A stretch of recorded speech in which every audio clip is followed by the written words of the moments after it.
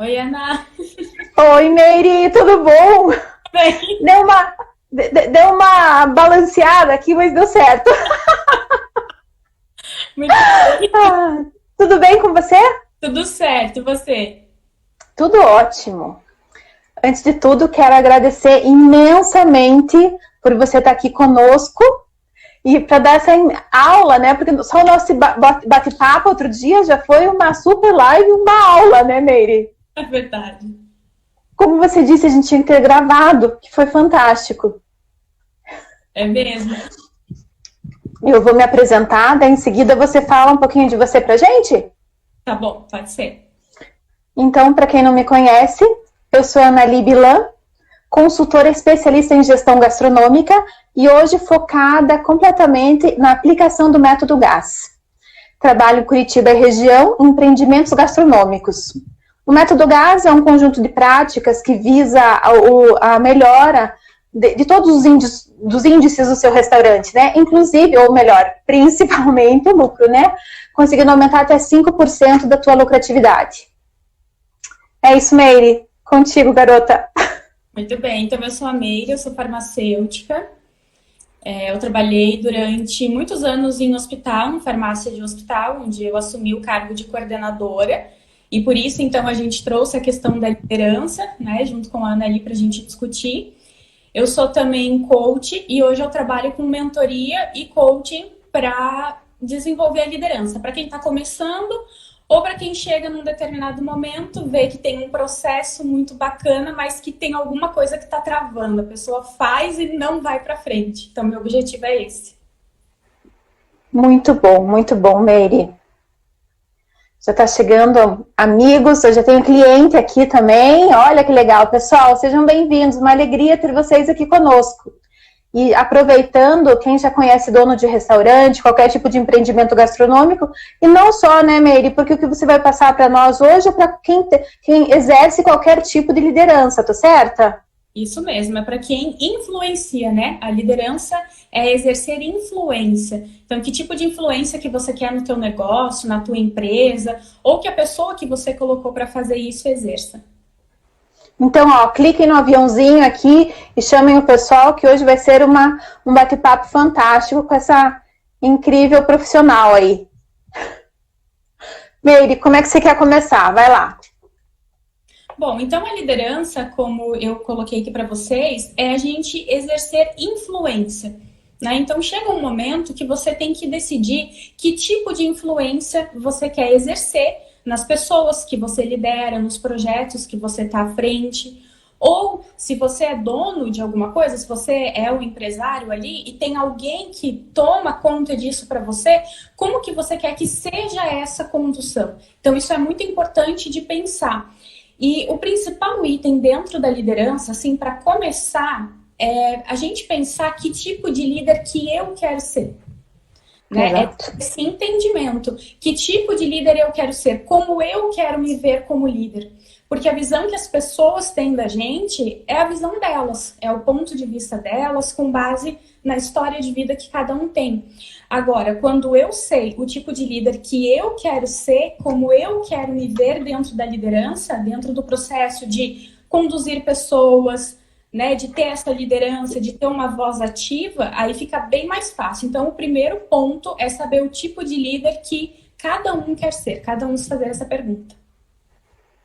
E é uma pergunta difícil, né? Porque isso necessita muito autoconhecimento.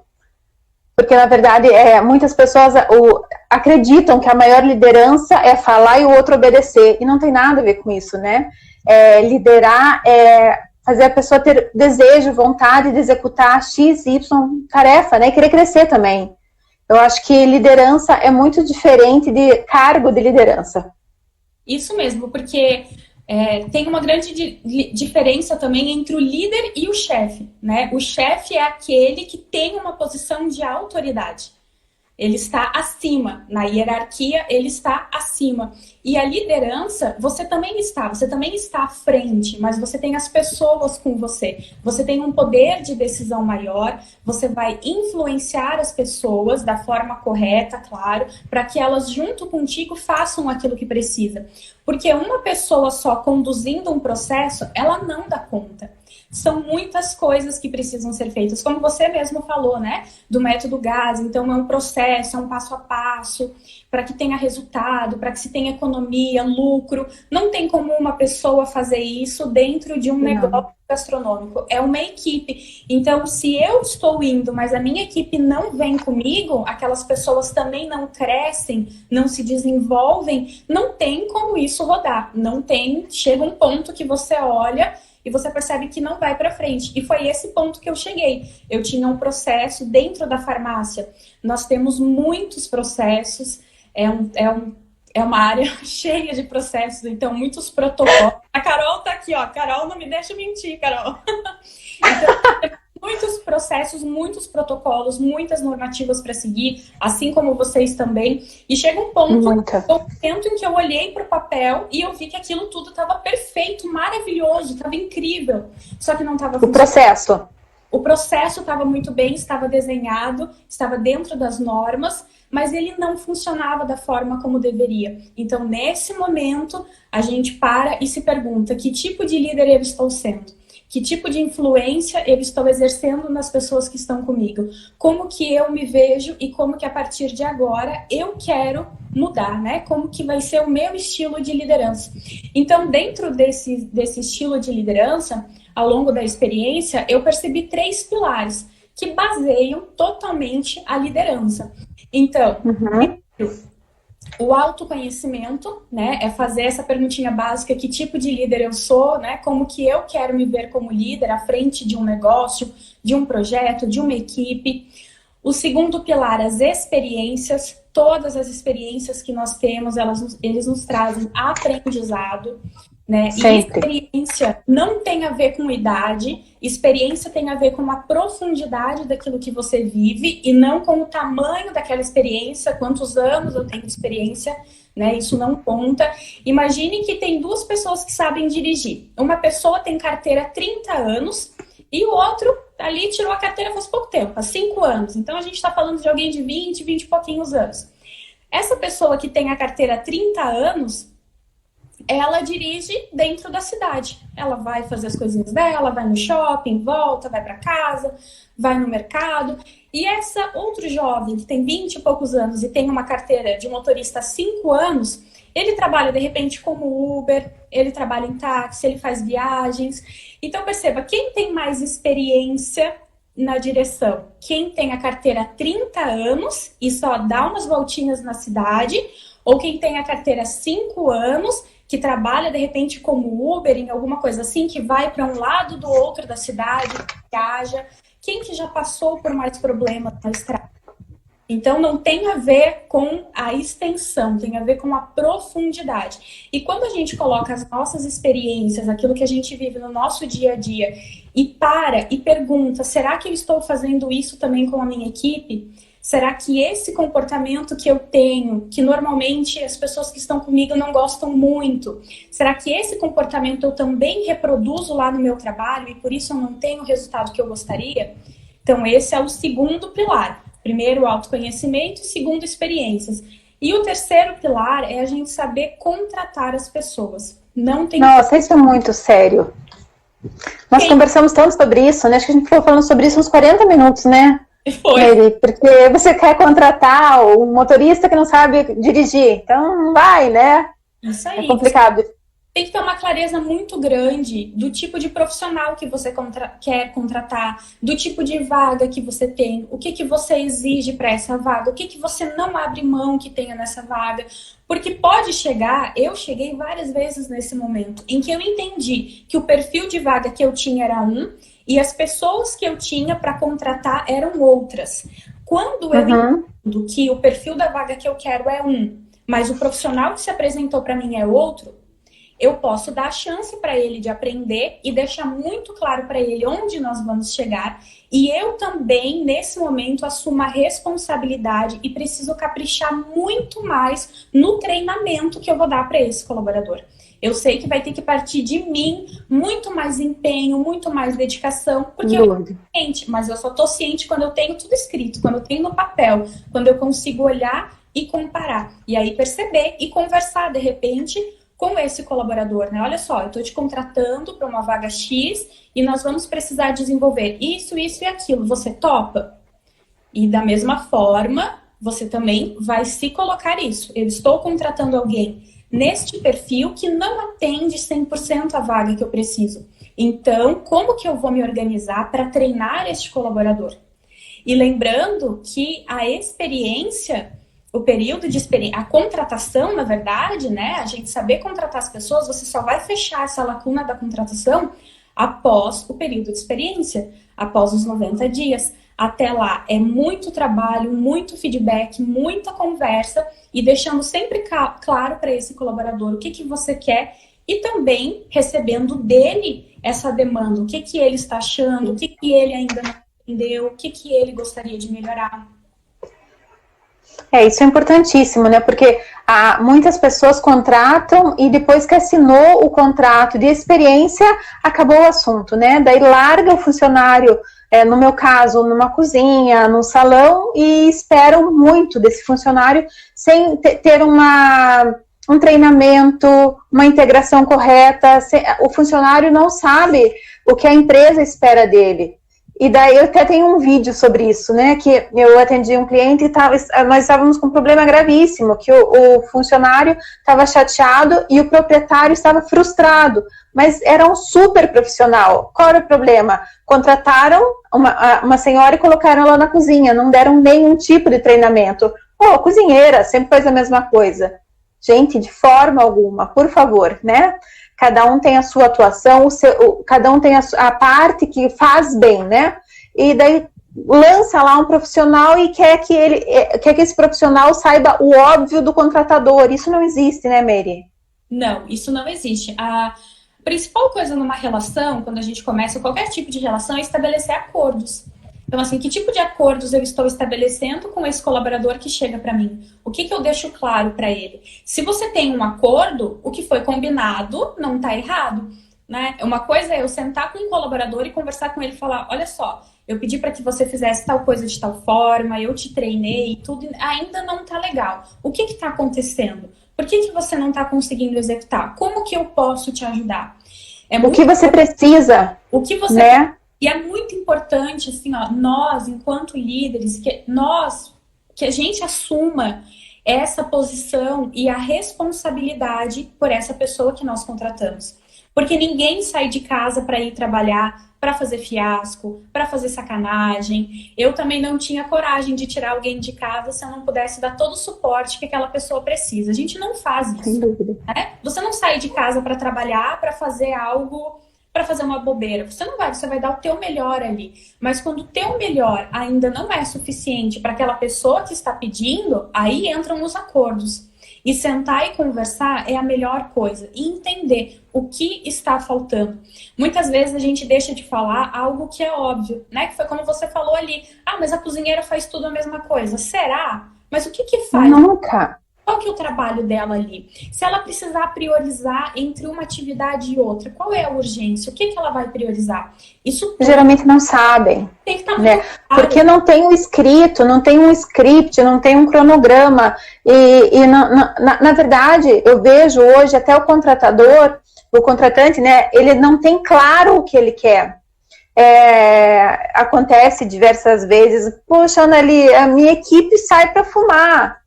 Eu falei, mas quando você contratou, pessoas novas ainda na casa, quando você contratou, você não perguntou se eram fumantes? Eu não! Então tem que ter um script certinho de qual é o profissional que eu quero. Né? Eu quero um profissional da cozinha, que haja como, que funcione como. Por exemplo, assim, se eu tenho um trabalho para fazer café da manhã, que o meu funcionário precisa chegar às 4h30, 4h, não adianta eu querer colocar uma pessoa que tenha um bebezinho de colo. vai ser ela pode trabalhar bem? Pode. Mas qual vai ser para ela a beleza de trabalhar? Ai, que saco, eu tenho que trabalhar hoje. Não, a pessoa tem que querer ir. E para ela vai ser muito difícil, ela tem bebezinho. Naquele horário fica muito difícil. Então tem que ter muito claro as necessidades de um empreendimento para colocar alguém, senão que vier serve. Daí os problemas vão se amontoando, vão crescendo, vão crescendo, vão crescendo. E tem situações, né? Nós comentamos até de inteligência emocional, inteligência relacional. Isso é muito, muito, muito difícil treinar. É muito demorado. As outras coisas a gente consegue com garra, com desejo do funcionário, mas algumas coisas a gente tem que entender na contratação. Não é isso, Meire? Isso mesmo. Me corrija! A expert é você! É isso aí. Porque a gente tem que ter muito claro o tipo de profissional que eu quero. Né? Durante as contratações que eu fiz, eu errei muito, eu pisei na bola, eu tive que desligar colaboradores no período de experiência, aí vem aquela pergunta, poxa, mas onde que eu tô errando, né? Ah, mas... Que eu fiz. O que eu... Porque no começo a gente fala, mas ele que não quis fazer, ele que tá fazendo errado, ele que fez corpo mole, e não é verdade. Onde eu errei para que eu não tivesse percebido isso antes, e mesmo que eu soubesse que ele tinha tais deficiências, o que eu não fiz para sanar isso? Então, vem muito dessa responsabilização. Com base nisso, eu montei um protocolo para que seja feita a contratação com os princípios da contratação. Eu tenho um curso sobre isso, onde eu ensino os princípios da contratação. E depois olha, interessante. Isso, eu ofereço mais 2 horas de mentoria para fazer os alinhamentos que precisam, porque tem um passo a passo. Não é simplesmente pensar, poxa, eu preciso de uma cozinheira, então eu vou colocar ali na porta do meu estabelecimento que eu preciso de uma cozinheira, vai entrar alguém e tá tudo certo. Não é assim. E ela sabe o que fazer quando entrar, né? Ainda, esse é o problema. Tem que ter muita clareza de que tipo de profissional eu quero, que competências eu quero que já venha sabendo, o que nós podemos desenvolver. De repente, alguém que cozinha maravilhosamente, que domina todo esse ambiente, mas a hora que precisa pedir alguma coisa para um colega, se atrapalha, ofende. Será que não é melhor, então, eu pegar alguém que tenha um comportamento mais parecido com aquele que eu quero, e aí eu treino essa técnica da cozinha com ela, né? De como preparar, de como olhar, de como conferir. Então, tem tudo isso que a gente tem que observar. E uma coisa muito importante também é estabelecer os valores. Quais são os valores dessa empresa, os princípios dessa empresa? Por que essa empresa não abre mão? E aí você vai colocar tudo isso no papel.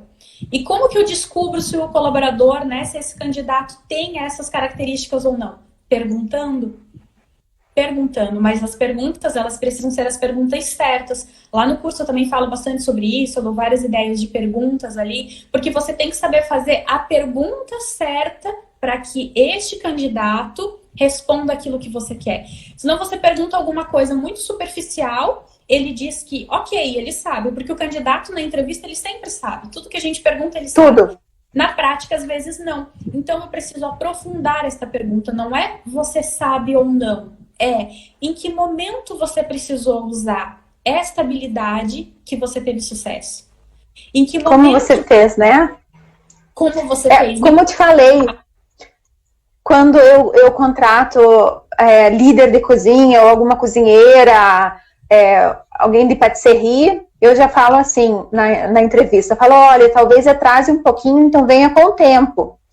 Aí, durante as entrevistas, eu vejo essa pessoa vale a pena. Aí eu, de surpresa, pego, levo na cozinha e falo, por favor, daí depende do que eu estou precisando, né? Mas prepare um prato para mim. Daí elas perguntam, né? O quê? O que você quiser. Fique à vontade, entrada, prato principal, você tem tanto tempo, ou um doce, daí eu dou total liberdade para elas fazerem. Daí perguntam o que é como empratado, o que vão. Eu falo, fica a teu critério. Para ela me mostrar a expertise dela, para ela me mostrar a criatividade. Geralmente cortes, né? Na cozinha a gente cuida muito de cortes, de apresentação. E é muito interessante, porque daí na entrevista você vê uma coisa e quando chega a execução, às vezes não dá. É o que você falou, não é compatível. Então, quando tiver condições, é extremamente importante fazer isso, né? Exatamente. Isso eu até sugiro no curso, né? Se chega um momento que você tem alguns candidatos e você tá com dúvida do que você vai fazer ou não, chama esses candidatos para perto de você, pede para preparar um prato, né? De repente você vai ver que o acabamento ali que você precisa, aquela finalização não é a mais adequada, que aquela pessoa consegue fazer. Mas mesmo assim eu preciso contratar ela. Tem tantas outras coisas que são legais. Ok. Então o que você, enquanto líder, enquanto responsável, vai fazer, vai promover ou vai pedir para que ela corra atrás, para que ela melhore esse aspecto que para você é muito importante. Entende? Então tem que ter essa clareza. Ah, mas um prato bem feito é obrigação de quem está na cozinha. Será que é? Né? Se você falar isso pra mim, por exemplo, eu não sou muito boa na cozinha, não. Eu te dou umas aulas, combinado. A finalização, gente, ela não é muito boa, não. Então, no restaurante, talvez eu precisasse aperfeiçoar isso. E eu sou totalmente capaz de aprender. Desde que alguém, de repente, né? Eu vou chegar pra você e vou falar, Anali, mas olha só, eu não sei fazer isso, né? E aí você vai pensar, poxa, mas ela é tão bacana nisso, naquilo, eu gostei tanto dela, eu vou contratar. Tudo bem, mas olha só, você vai ter que procurar um curso, você vai ter que procurar tal pessoa que eu conheço que é muito boa e vai te ensinar isso. E você tem 3 meses para aprender e se aperfeiçoar. Você tem o período da tua experiência para terminar isso daqui e me mostrar do que você é capaz. Opa, aí nós temos um acordo. Chegou o final desses 3 meses, eu não cumpri o nosso acordo, você tem total direito de me dizer, Meire, olha só, você tá fora, nós fizemos um acordo, assim, assado. E durante esse período de 3 meses, precisa ter um acompanhamento. Então, muitas vezes a gente contrata alguém e larga aquela pessoa. Não dá. Você tem que ter muitas vezes, né, Meire? Não é às vezes isso acontece. Eu acho que, na verdade, essa é a regra, não a exceção. Infelizmente. Ei, mas deixa eu te cortar disso, você está falando muito de contratação, garota, e você está dando spoiler da nossa próxima live, que vai ser só de contratação, e ainda temos outra, que é segredo. Não fale disso. Pessoal, se alguém tiver alguma pergunta, mande aqui, que eu vou lendo, pergunto para a Meire, tá bom? Fiquem à vontade. Sabe o que eu queria que você falasse pra gente, que eu amei, que você me contou outro dia? Você me falou que trabalhava num lugar que você não recebia dos seus superiores estrutura, mas você desenvolveu uma forma de passar uma estrutura para os teus colaboradores e desta forma você conseguiu desenvolvê-los.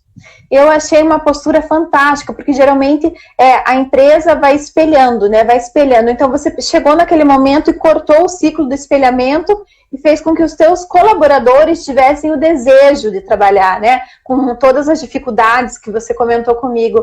Fala um pouquinho disso pra gente, Meire. Pode ser? Então, vamos lá. O que aconteceu é que dentro de uma organização, dependendo da postura que você tem, da postura que eu digo aqui como líder, tá? Você tem autoridade até certo ponto, né? Isso é uma coisa que tem que ficar muito claro. Então, eu exercia uma função de coordenação.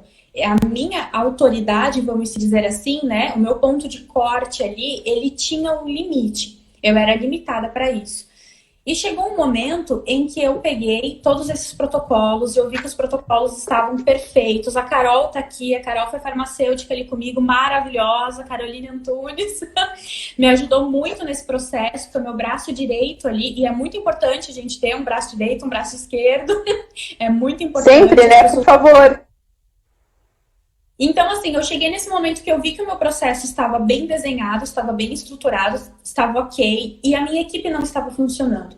E aí eu chego e pergunto, poxa, o que está acontecendo? Ah, mas também, né, o salário não é bom, o horário também não é dos melhores, como que eu vou contratar alguém assim extraordinário se o salário é baixo? Não, nada disso, nada disso. Naquele momento que eu pensei, e isso me frustrou durante muito tempo, isso com certeza me frustrou. Só que isso não foi uma barreira para mim. Aí eu pensei, bom, eu não recebo, né, tanto incentivo para fazer o que eu faço. Eu não recebo isso. Mas não é porque eu não recebo que eu não posso dar. Não é porque eu não recebo que eu não posso prover isso. Então, com base em todos esses questionamentos, que foram muito doloridos, né? Eu tô falando aqui, tô dando risada e a gente se divertiu quando eu contei, mas... Hoje parece fácil, né? né? Porque mexe muito com a gente. Então você pensa, poxa, eu vou me empenhar para quê? Então, o meu empenho era para tornar aquelas pessoas que estavam comigo melhores. Eu não podia oferecer um salário melhor, eu não podia trocar o horário. A gente sabe que tem uma certa rigidez, né? Tem processos, tem normas que são da empresa que nós não podemos mudar. Mas dentro daquilo que eu posso, o que eu vou fazer? Então, eu cheguei nesse momento e eu vi que não estava legal. E eu elaborei, então, um processo para que eu pudesse ter, dentro do setor, estrutura e que aqueles colaboradores pudessem também ter um desempenho, que eles pudessem trabalhar num local seguro e que eles pudessem se desenvolver. Então, nesse momento, eu fiz uma carreira muito grande também com os técnicos em segurança do trabalho. Eles foram fundamentais em analisar a estrutura para mim e dizer, Meire, isso daqui ó, não tá tão legal, já que você quer mudar, presta mais atenção nisso, faz aquilo. Eles são fundamentais para garantir a segurança das pessoas que estão ali comigo. Era uma das primeiras coisas que eu queria, essa questão dentro do que nós poderíamos mudar. E depois eu fui elaborando ali, então entrou a parte de feedbacks, entrou a parte de palestras motivacionais que eu fiz em parceria com uma psicóloga. Então isso é tudo muito bacana. Mas assim, eu recebia isso? Não, eu não recebia. Será que o projeto que eu fiz foi o melhor do mundo? Eu não sei. Mas dentro do que eu podia fazer, foi o meu melhor.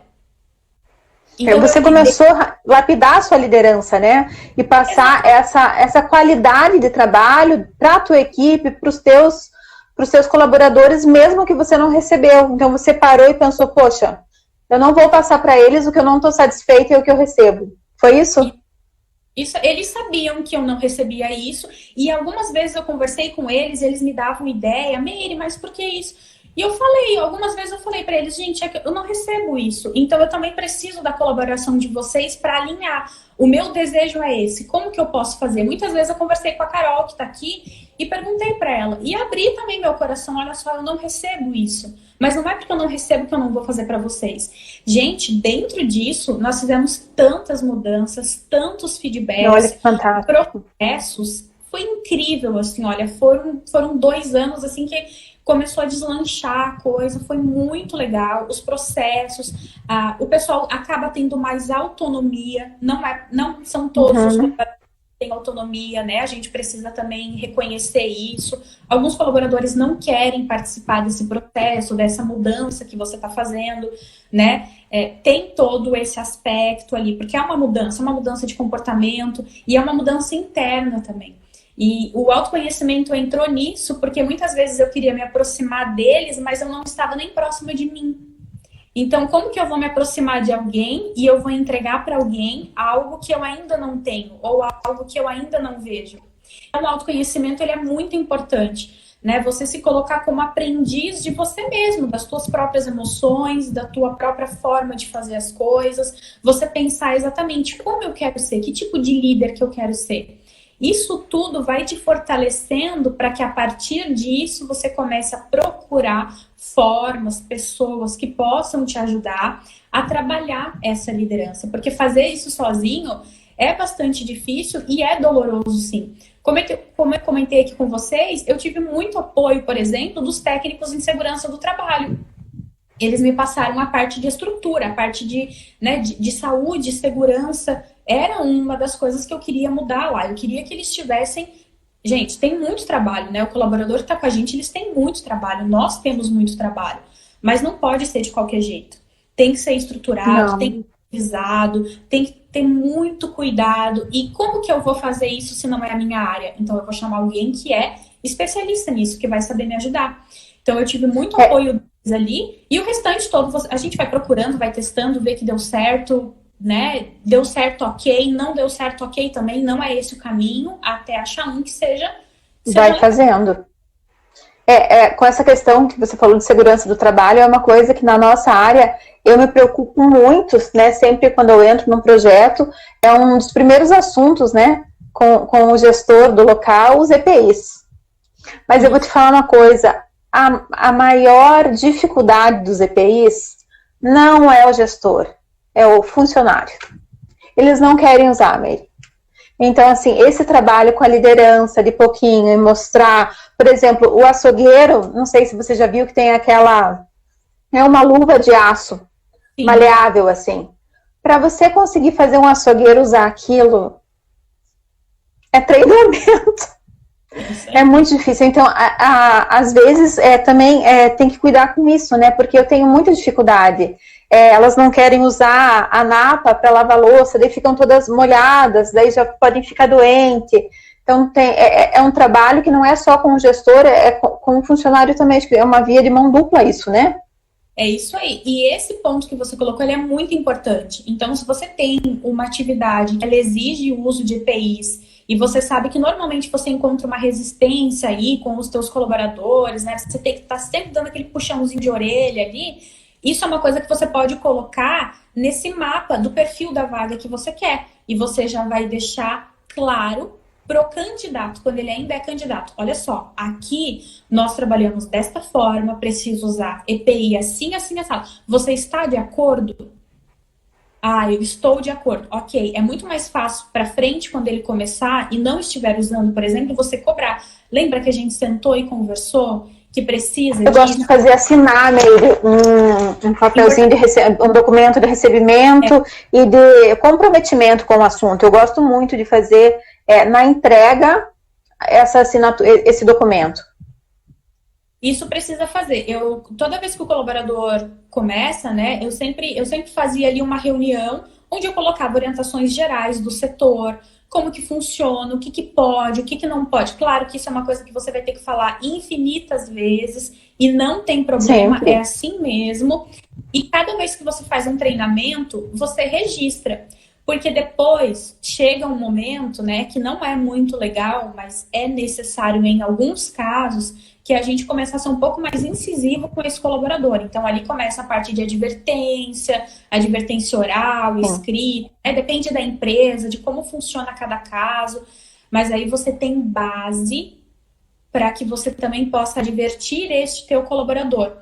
Olha, nós conversamos sobre isso, nós explicamos isso, né? E não está sendo cumprido.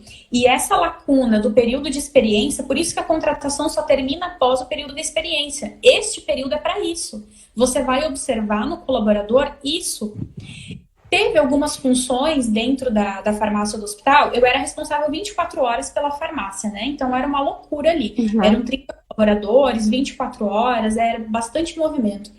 Então, o que que acontece? Você precisa ter muita clareza de como você quer as coisas, né? Eu não estava lá durante as 24... Teve alguns momentos que eu passei muitas horas lá, mas eu não Normal. cheguei a... teve noites que eu virei ali, mas tudo bem, né? Só que normalmente você não tá lá o período integral. Então, esse colaborador, ele precisa ter muita clareza do que ele vai fazer.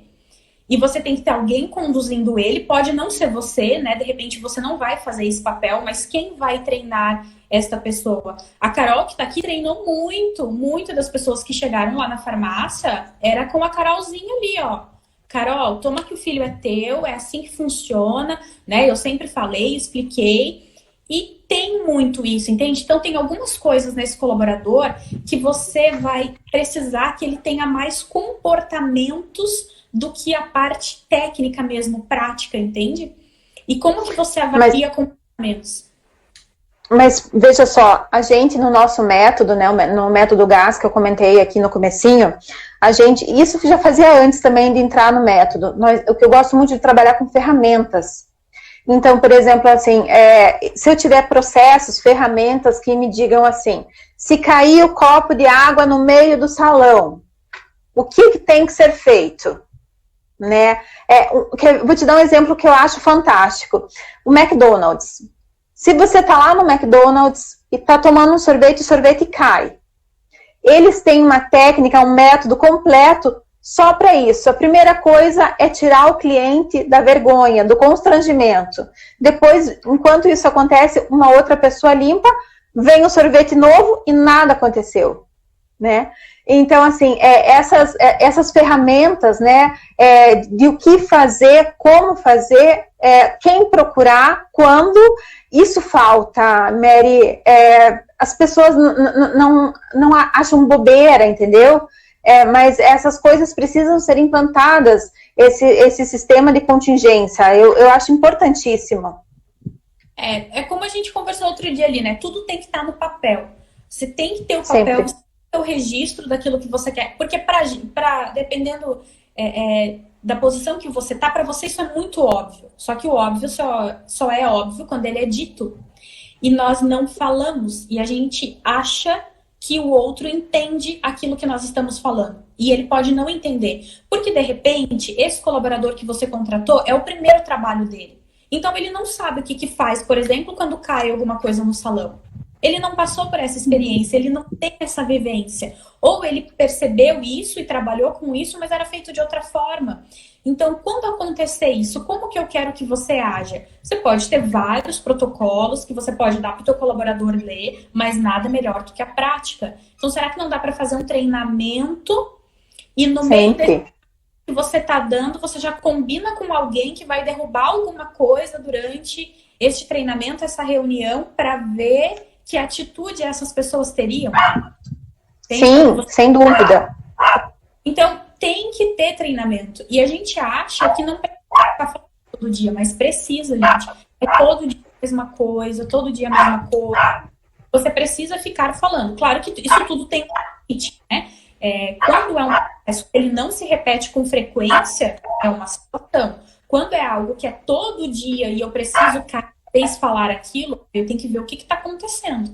E nada melhor conversar. E não é conversar já colocando culpa, né? Porque você não tá fazendo, porque você não entende o que eu falo. Não, não é nada disso, não. É chamar num canto, no momento adequado e perguntar: olha, aconteceu isso, né? A gente, durante esse período que você tá sempre dando feedback, nós sempre estamos dando feedback, você tem que avaliar o comportamento do outro, a atitude, e não a pessoa. O que é muito grave hoje... Desculpa que cortei, continue, Carol, continue, Meire, perdão. Então, assim, ó, você vai sempre avaliar o comportamento, né? Você vai deixar claro para ele, olha, eu não gostei deste comportamento que você teve nessa situação. É sempre assim que a gente vai tratar, né? Isso durante todo o período. Mas o período da experiência é muito importante, a gente já consegue pegar muitas coisas neste período ali. Lembrando duas coisas, né? O óbvio, o teu óbvio é diferente do meu óbvio. Nós temos vivências, culturas, idades, convivências completamente diferentes. Então, o óbvio não existe. Então, tudo são processos, né? Tudo envolve processos e ferramentas. E o que você comentou também, eu gostaria de fazer um adendo, veja, a cultura de apontar dedos. Então, a pessoa não olha para o processo, ela olha o fulano fez errado, e o processo? Então, a culpa tem que estar no processo e na liderança, porque se o fulano não fez certinho, ou o processo não está correto, ou ele não foi treinado, ou eu contratei errado. Não é isso, Meire? É isso aí, a gente colocar sempre a responsabilidade para a gente, né? Quando você passa a ter essa autorresponsabilidade, você entende que o outro, que esse teu colaborador é um reflexo, de repente, da tua falta de liderança, de repente, da tua falta de revisão de processos. Chegou um momento em que eu tinha um processo de uma forma e eu observei que os colaboradores não faziam daquele jeito. E aí eu sentei e conversei, gente, como que vocês fazem tal coisa? Ah, nós fazemos dessa forma. Tá, mas olha só, eu fiz um protocolo aqui que é deste outro modelo. Pois é, Meire, só que acontece que nesse momento, isso, aquilo, essa ordem não tá certa, na prática não funciona. Entende? Então, às vezes, uma coisa que não é legal pode ser uma ordem que você precisa trocar, coisas nesse sentido que você tem que avaliar. Então, não tem como, tem que conversar com as pessoas, né? E tem alguns líderes, entre aspas, que não gostam de fazer esse trabalho. Então, talvez a liderança, essa condução, não seja a melhor forma que essa pessoa tem de trabalhar, né? De repente, a liderança não é para ela, não é uma coisa que ela vá querer desenvolver, né? Porque tem que ter isso, assim, a gente tem que estar muito aberto para fazer o que precisa fazer, porque às vezes é todo dia a mesma coisa, passar treinamento em cima de treinamento, é assim que funciona.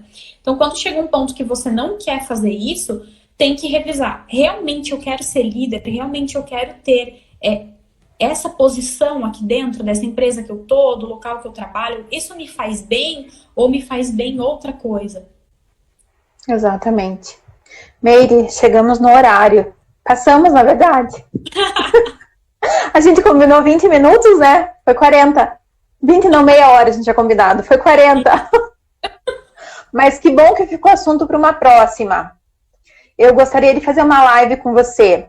Se você estiver disponível, veja a tua agenda, que eu sei que não é muito fácil também aí. Uma sobre contratação e a outra sobre feedback. Essa de feedback é puro interesse, eu quero aprender. É muito legal, é muito legal.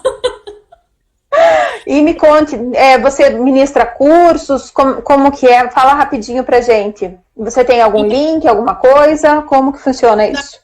Na minha bio do Instagram tem um link do curso de contratação, tá? Então lá tem os princípios da contratação.